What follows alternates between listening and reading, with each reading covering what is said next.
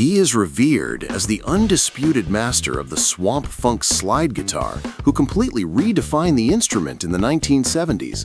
But Lowell George didn't use a traditional glass bottleneck or a brass tube to achieve his legendary soaring sound. He exclusively played his guitar using a heavy, cold steel 11/16" Sears Craftsman spark plug socket wrench. He discovered that the sheer weight and density of the mechanic's tool gave his strings an impossibly long, clean sustain that normal guitar accessories simply couldn't replicate.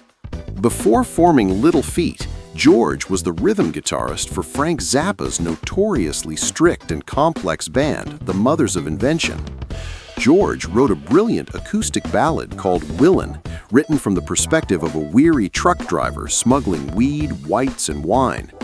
Zappa, who was a staunch, militant anti-drug bandleader, heard the lyrics and immediately fired George. However, recognizing the song was an absolute masterpiece, Zappa told him he was simply too good to be a backing musician and ordered him to go form his own band to record it.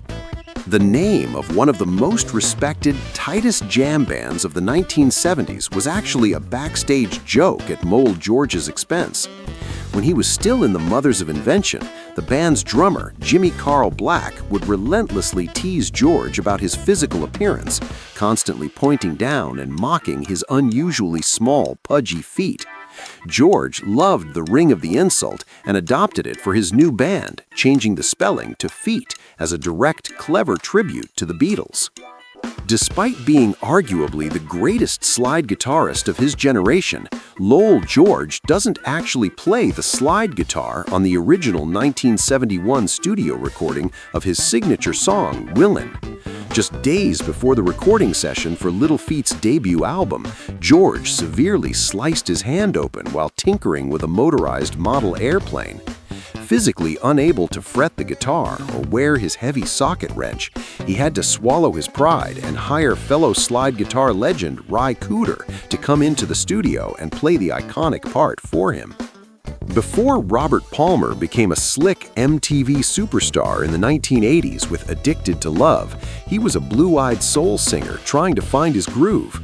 In 1974, Palmer recruited Lowell George and the rest of Little Feat to serve as the backing band for his breakout album, Sneakin' Sally Through the Alley.